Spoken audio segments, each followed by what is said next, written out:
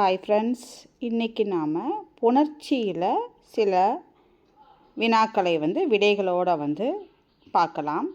ஏன்னா இலக்கணம் மிக மிக அவசியமாகுது இல்லைங்களா? இலக்கணத்தில் நிறைய வினாக்கள் வருது. அதுலேயும் புணர்ச்சி மிக மிக முக்கியம். ஸோ இதில் இன்றைக்கி ஒரு 15 வினாக்கள் பார்க்கலாம். இதை தெளிவாக நம்ம பார்த்துட்டு பேலன்ஸ் உள்ளதை நம்ம அடுத்த வீடியோவில் பார்க்கலாம்.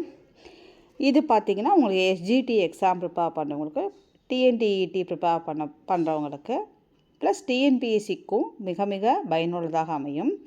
ஸோ இதில் ஒன் பை ஒன்னாக பாருங்கள். நிலைமொழி ஈரும் வருமொழி முதலும் இணைவது என்னன்னு கேட்குறாங்க. நிலைமொழி அப்படின்னா என்னென்னா ஃபஸ்ட்டு வேர்டில் இந்த லாஸ்ட் லெட்டருக்குலாம் அதை நிலைமொழியோட ஈரு, இது நிலைமொழி, இது வருமொழின்னு சொல்லுவாங்க. இப்போ நிலைமொழியோட ஈரும்னா இதோட லாஸ்ட் லெட்டரும் வருமொழியோட முதலும் இணைவது என்னன்னு கேட்குறாங்க. அப்போ நிலைமொழி ஈரும் வருமொழி முதலும் இணைவது புணர்ச்சி. இது புணர்ச்சியோட டெஃபினிஷன். நிலைமொழி ஈரும் வருமொழி முதலும் இணைவது புணர்ச்சி. அடுத்தது, நிலைமொழியின் இறுதி எழுத்து உயிரெழுத்தாக இருப்பது. நிலைமொழியோட இறுதி எழுத்து உயிரெழுத்து. நம்மளுக்கு தெரியும் இல்லைங்களா? உயிரெழுத்துனா என்ன? ஆ, ஆ, இ, உ, உ. இந்த உயிரெழுத்து 12 இருக்குது இல்லைங்களா? இது உயிரெழுத்து. இப்போ நிலைமொழியின் இறுதி எழுத்து. அப்போ நிலைமொழினா ஒரு வேர்டோட கடைசி எழுத்து உயிரெழுத்தாக இருந்ததுன்னா அது என்ன புணர்ச்சின்னு கேட்குறாங்க. உயிரெழுத்தாக வரணும். நிலைமொழியின் இறுதி எழுத்து உயிரெழுத்தாக வரணும். அப்படி இருந்ததுன்னா அது என்னன்னு கேட்குறாங்க. அது என்ன புணர்ச்சின்னு கேட்குறாங்க. உயிர் முதல் புணர்ச்சியா, மெய்யீற்று புணர்ச்சியா, மெய் முதல் புணர்ச்சியா, உயிரீற்று புணர்ச்சியான்னு கேட்குறாங்க.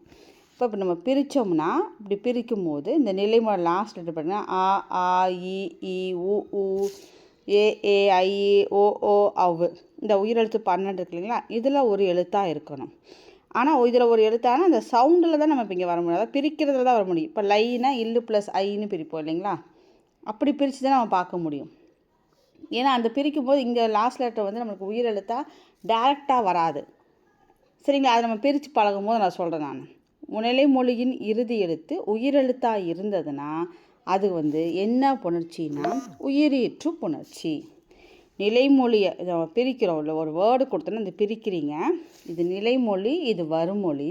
இந்த நிலைமொழியோட இறுதி எழுத்து உயிரெழுத்தாக வந்ததுன்னா அது உயிரீற்று புணர்ச்சி. அடுத்தது, நிலைமொழியின் இறுதி எழுத்து மெய்யெழுத்தாக இருந்ததுன்னா, இந்த லாஸ்ட் லெட்டர் வருது இல்லைங்களா? நிலைமொழியோட இறுதி எழுத்து அது மெய்யெழுத்தாக இருந்ததுன்னா மெய்யீற்று புணர்ச்சி. மெய்யெழுத்துக்கள் 18 இருக்குது இல்லைங்களா? இக்கு, இங்கு, இச்சு, இஞ்சு, இட்டு, இன்னு, அந்த எழுத்துக்களில் ஒரு எழுத்து வந்ததுன்னா அது மெய்யீற்று புணர்ச்சி. ஸோ நிலைமொழியோட இறுதி எழுத்து உயிரெழுத்தாக இருந்ததுன்னா அது உயிரீற்று புணர்ச்சி. நிலைமொழியோட இறுதி எழுத்து மெய்யெழுத்தாக வந்ததுன்னா அது மெய்யீற்று புணர்ச்சி. அடுத்தது, வருமொழியின் முதல் எழுத்து உயிரெழுத்தாக வருவது. இவ்வளோ நேரம் நிலைமொழியை படித்து முடிச்சிட்டோம். அடுத்து வருமொழி. இதுதான் வருமொழி இல்லைங்களா? இதில் ஃபஸ்ட் லெட்டர். இப்போ வருமொழியின் முதல் எழுத்து அதே மாதிரி உயிரெழுத்தாக வந்ததுன்னா அதுக்கு பேர் உயிர் முதல் புணர்ச்சி. உயிர் முதல் புணர்ச்சி. சரி, இதில் வர இப்போ வருமொழி பிரித்ததுக்கப்புறம் இதில் வர ஃபஸ்ட் லெட்டர் உயிரெழுத்தாக வந்தது அப்படின்னா உயிர் முதல் புணர்ச்சி. அதே மாதிரி வருமொழியின் முதல் எழுத்து மெய்யெழுத்தாக வந்தது அப்படின்னா என்ன சொல்லுவோம்? அப்போது மெய் முதல் புணர்ச்சி. இப்போ இந்த 4ஐயுமே நல்லா தெரிஞ்சுக்கிட்டிங்கன்னா உங்களுக்கு குழப்பாது. இந்த ரெண்டும் ஏவும் சியும் நிலைமொழியை பற்றி வருது. இப்போ நிலைமொழியை பற்றி வரும்போது உயிரீற்றா மெய்யீற்றா, ஈற்று ஈற்றுன்னு வருது பாருங்கள். ஏன்னா ஈற்று தான் லாஸ்ட் லெட்டரு. ஈற்று அப்படிங்கிறதுனா என்னன்னா கடைசி, இறுதின்னு அர்த்தம். அப்போ அதுதான் இங்கே க்ளூ. உயிரீற்று மெய்யீற்று அந்த மாதிரி வருது பாருங்கள். உயிரீற்று மெய்யீற்றுனா நிலைமொழியோட ரிலேட்டிவ். அதே மாதிரி இது பார்த்திங்கன்னா வருமொழியில் பார்த்திங்கன்னா ஃபஸ்ட் லெட்டர் வச்சு தான் வருது. அப்போ முதல்ல வருது. அதனால் உயிர் முதல் மெய் முதல் வந்ததுன்னா வருமொழியை பற்றி வரும்போது நம்ம எழுத வேண்டியது அப்படி ஞாபகம் வச்சுக்கோங்க. அப்போது நிலைமொழியோட இறுதி எழுத்து உயிரெழுத்தாக இருந்ததுன்னா உயிரீட்டு புணர்ச்சி. நிலைமொழியோட இறுதி எழுத்து மெய்யெழுத்தாக இருந்ததுன்னா மெய்யீற்று புணர்ச்சி. அதே மாதிரி வருமொழியோட முதல் எழுத்து உயிரெழுத்தாக இருந்ததுன்னா உயிர் முதல் புணர்ச்சி. அதே மாதிரி வருமொழியோட முதல் எழுத்து மெய்யெழுத்தாக அமைந்ததுன்னா அது மெய் முதல் புணர்ச்சி. இப்போ உங்களுக்கு இது நாளையுமே தெளிவாக நம்மளுக்கு தெரிஞ்சு போச்சு. இந்த ஏஓசியும் நிலைமொழியோட ரிலேட்டிவ், பியும் டியும் வருமொழியோட ரிலேட்டிவ். நிலைமொழி வரும்போது ஈற்று வச்சு எழுதணும், வருமொழி வரும்போது முதல் வச்சு எழுதணும். இப்போ நம்மளுக்கு ஈஸியாக அது புரிஞ்சிருச்சு. இப்போ அடுத்தது கொஸ்டின் போகலாம். அடுத்தது பாருங்கள், பொருள் தெளிவை ஏற்படுத்த டேஸ் உதவுகிறது. பொருள் தெளிவை ஏற்படுத்த டேஸ் உதவுகிறது அப்படின்னா வல்லினம் மிகலா, பெயர் சொல்லா, வல்லினம் மிகா இடங்களா, வினை சொல்லா அப்படின்னா இதுக்கு ஆன்சர் பார்த்திங்கன்னா வல்லினம் மிகல். இதுதான் பொருள் தெளிவை ஏற்படுத்த உதவுகிறது. அடுத்தது இது கூற்று 1, இது 6th ஏ வச்சுக்கலாம், ஏன்னா 7th 1 கொஸ்டின் அடுத்து எழுதிட்டேன். ஸோ 6Aன்னு வச்சுக்கோங்க. கூற்று 1 கூற்று 2 இதில் பார்த்திங்கன்னா 2 கூற்று கொடுத்துருக்காங்க. நம்ம செக் பண்ணிவிட்டு ஆப்ஷனை செலக்ட் பண்ணிக்கலாம். சுட்டுத்திரிபு வினைத்திரிபு அடுத்து வல்லினம் மிகும். சுட்டுத்திரிபு வினைத்திரிபுக்கு அப்புறமா வல்லினம் வரும். அடுத்தது வினைத்தொகையிலும் உண்மை தொகையிலும் வல்லினம் மிகாது. நம்மளுக்கு வல்லினம்னா என்னன்னு தெரியும். மெய்யெழுத்தை 3ஆக பிரிக்கிறோம். வல்லினம், மெல்லினம், இடையினம். கசட தபர வல்லினம் தெரியும் இல்லைங்களா. இப்போ இந்த வினைத்தொகையிலும் உண்மை தொகையிலும் வல்லினம் மிகாது அப்படிங்கிறாங்க. வினைத்தொகைனா என்னன்னு தெரியும், 3 காலத்தையும் காட்டும். சிம்பிளான எக்ஸாம்பிள் சொன்னால் ஊறுகாய், ஊறின காய், ஊறுகின்ற காய், ஊறும் காய். உண்மை தொகை தெரியும் இல்லைங்களா. இப்போது தாயும் செய்யும் அந்த மாதிரி வருது இல்லையா உண்மை தொகை. இப்போ என்ன சொல்லியிருக்காங்கன்னா சுட்டுத்திரிபு வினைத்திரிபு அடுத்து வல்லினம் வரும். வினைத்தொகையிலும் உண்மை தொகையிலும் வல்லினம் மிகாதுன்னு கொடுத்துருக்காங்க. இதை தெளிவாக இதை ஸ்டேட்மெண்ட்டை நல்லா படிச்சுக்கோங்க. இது கூற்று 2மே சரிதான். கூற்று 2மே சரிதான். இதை தெளிவாக படிச்சுக்கோங்க. அடுத்தது 7வது கொஸ்டின். அடுத்தது 7th 1. நிலைமொழியும் வருமொழியும் எவ்வித மாற்றமும் இன்றி இணைவது. நிலைமொழியும் வருமொழியும் எந்தவித மாற்றமும் இன்றி இணைவது. அதாவது சேஞ்சஸே இருக்காது. நீங்கள் பிரித்து பார்த்தீங்கன்னா அதில் எந்த சேஞ்சும் இருக்காது. இப்போ ஒரு எக்ஸாம்பிள் பார்த்தீங்கன்னா மண்மலை, இது எப்படி பிரிப்பீங்க? மண் கூட்டல் மலைன்னு பிரிப்போம் இல்லைங்களா. அப்போ மண் ப்ளஸ் மலை, பிரித்தாலும் மண் ப்ளஸ் மலை தான், சேர்க்கும் போதும் மண்மலை தான். ஸோ இதில் எந்த சேஞ்சஸும் வராது. அந்த மாதிரி வர்றதுக்கு பேர் என்னென்னா இயல்பு புணர்ச்சி. இயல்பாக வருது, இயல்பு புணர்ச்சி. அதில் நோ சேஞ்ச். நம்ம பிரிக்கும்போது எந்த விதமான மாற்றமும் கிடையாது. ஒரு எழுத்து உள்ளே வரலை, மறையலை, திரியல், அந்த மாதிரி. நிலைமொழியும் வருமொழியும் எந்தவித மாற்றமும் இல்லாமல் இணைவது இயல்பு புணர்ச்சி. அடுத்தது நிலைமொழியிலோ வருமொழியிலோ அல்லது இரண்டிலுமோ மாற்றங்கள் நிகழ்வது. அதுக்கு என்னென்னா மாற்றங்கள் நிகழ்வது. ஒன்று நிலைமொழியில் ஏதாவது மாறி லெட்டர்ஸ் மாறிடும், இல்லைனா வருமொழியில் ஏதாவது லெட்டர்ஸ் மாறிடும். இந்த மாதிரி இல்லை ரெண்டுலேயுமே கூட சில வேர்டில் மாறி இருக்கும். அந்த மாதிரி மாற்றங்கள் நிகழ்வது விகார புணர்ச்சி. நம்ம விகார புணர்ச்சி படிக்கும்போது அதில் 3 இருக்கு இல்லைங்களா, தோன்றல், திரிதல், மறைதல். அதை நம்ம தெளிவாக பார்த்துக்கலாம். இப்போ ஆன்சரை மட்டும் தெரிஞ்சுக்கோங்க. விகார புணர்ச்சி. அடுத்தது இப்போ தான் நம்ம சொன்னோம் விகார புணர்ச்சியில் வகைகள் என்னென்ன சொன்னோம். தோன்றல், திரிதல், கெடுதல். அப்போ எத்தனை? 3.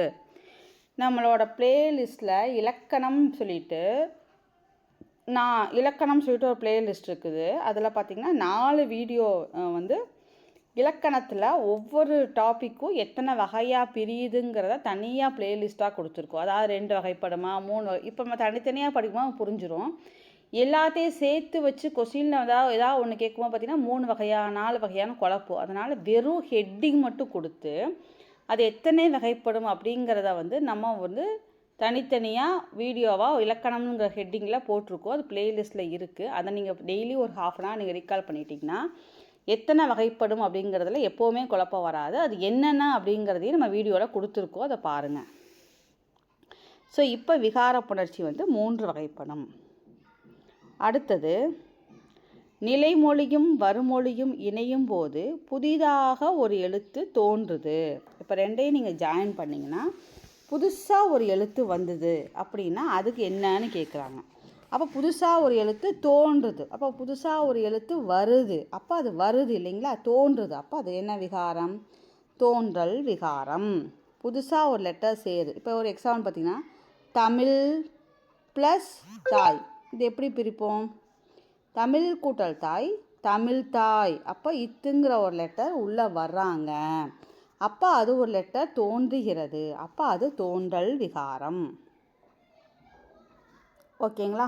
அடுத்தது, நிலைமொழியும் வருமொழியும் இணையும் போது ஒரு எழுத்து வேறு எழுத்தாக வருவது. ரெண்டையும் நம்ம சேர்க்கும்போது ஒரு எழுத்து வந்து வேறு லெட்டராக மாறிடுது.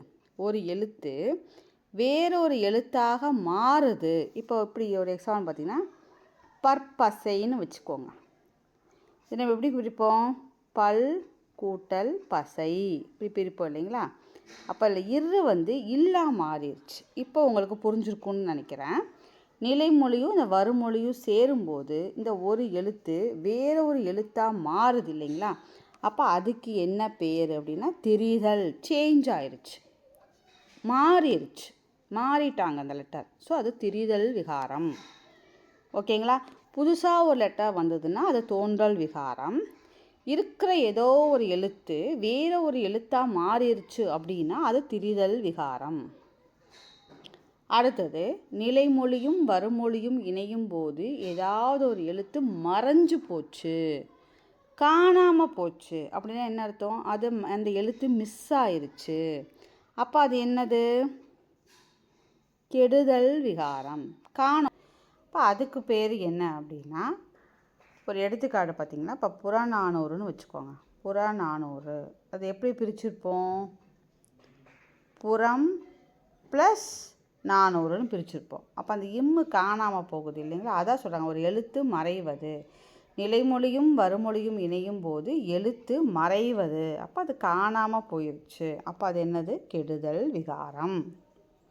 அப்போ ரெண்டும் சேரும்போது ஒரு லெட்டர் புதுசாக வந்துச்சுன்னா அது தோன்றல். ஏதாவது ஒரு எழுத்து வந்து வேறொரு எழுத்தாக சேஞ்ச் ஆயிடுச்சு அப்படின்னா அது திரிதல். ஏதாவது ஒரு எழுத்து காணாமல் போயிடுச்சு, மறைந்து விட்டது அப்படின்னா அது கெடுதல் விகாரம். அடுத்தது, ஒரு பொறுத்துக இருக்குது. அப்பமே மாதிரி நம்ம ஆன்சரை செக் பண்ணிவிட்டு அப்புறமா நம்ம மேட்ச், அதாவது நம்ம ஆப்ஷனை செலக்ட் பண்ணிக்கலாம். இப்போ ஃபஸ்ட்டு ஒன் பாருங்கள். தமிழ் தாய் இருக்குது, விற்கொடி, மனமகிழ்ச்சி, தாய்மொழி. இப்போ நம்ம தெரிஞ்சதெல்லாம் பார்த்துக்கலாம். இப்போ பாருங்கள், தமிழ் தாய். அப்போ எப்படி பிரிப்போம்? தமிழ் ப்ளஸ் தாய், அதில் இத்து வந்து எக்ஸ்ட்ரா வந்திருக்காங்க. அப்போ அவங்க என்னவாயிருவாங்க? அவங்க என்னவாயிருவாங்க? தமிழ் ப்ளஸ் தாய். அப்போ ஒன்று லெட்டர் புதுசாக வந்திருக்கு இல்லைங்களா? அப்போ ஒரு லெட்டர் புதுசாக வந்ததுனால தோன்றியிருக்காங்க. அப்போ இதுக்கு என்ன ஆன்சர் வரும்? தமிழ் தாய்க்கு தோன்றல் விகாரம். அப்போ தமிழ் தாய்க்கு ஆன்சர் 3. கரெக்டுங்களா? அடுத்தது, விற்கொடி. விற்கொடி எப்படி பிரிப்போம்? வில் ப்ளஸ் கொடின்னு பிரிப்போம். அப்போ இந்த இரு வந்து இங்கே இல்லா சேஞ்ச் ஆயிடுச்சு, மாறிடுச்சு. அப்போ அது என்னவாயிரும்? சேஞ்ச் ஆனால் என்ன சொல்லுவோம்? திரிதல். சேஞ்சஸ்னால் என்ன சொல்லுவோம்? திரிதல். அப்போது பிக்கு வந்து எது வந்துருச்சு?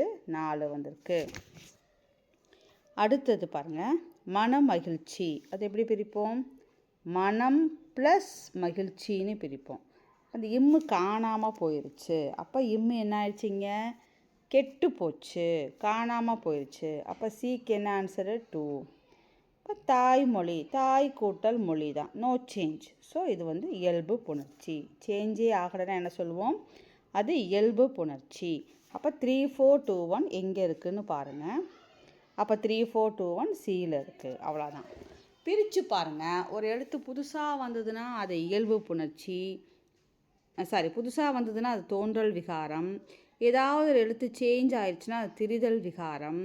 ஏதாவது ஒரு லெட்டர் காணாமல் போச்சுன்னா அது கெடுதல் விகாரம். எதுவுமே மாறல, அப்படியே இருக்குது அப்படின்னா அது இயல்பு புணர்ச்சி. சரிங்களா? அடுத்தது பாருங்கள், பாலாடை. பாலாடையை முதல்ல பிரித்து பாருங்கள். இப்போ எப்படி பிரிப்போம்? பால் கூட்டல் ஆடை, இப்படி தான் பிரிப்போம். அப்போ அந்த இல்லு ப்ளஸ் ஆ தான் இங்கே என்னவா மாறி இருக்கு? லாவாக மாறி இருக்கு. அப்போ என்ன ஆயிடுச்சு? சேஞ்ச் ஆயிடுச்சு. அப்போ என்னது? திரிதல். எழுத்து சேஞ்ச் ஆயிடுச்சுனாவே எதில் போடுவோம்? திரிதல். திரும்பவும் பாருங்கள், ஒரு பொறுத்துக இருக்குது. மட்பாண்டம், மரவேர், மணிமுடி, கடைத்தெரு. ஸோ நம்ம இதே மாதிரி செக் பண்ணிவிட்டு அப்புறமா ஆன்சரை வந்து செக் பண்ணிக்கலாம், சேஞ்ச் பண்ணிக்கலாம். இப்போ வந்து ஃபஸ்ட்டு பார்த்தீங்கன்னா எது ஈஸின்னு உங்களுக்கு புரியுதோ நீங்கள் அதில் வந்து கூட ஸ்டார்ட் பண்ணிக்கலாம். இப்போ மட்பாண்டம்னா என்னது?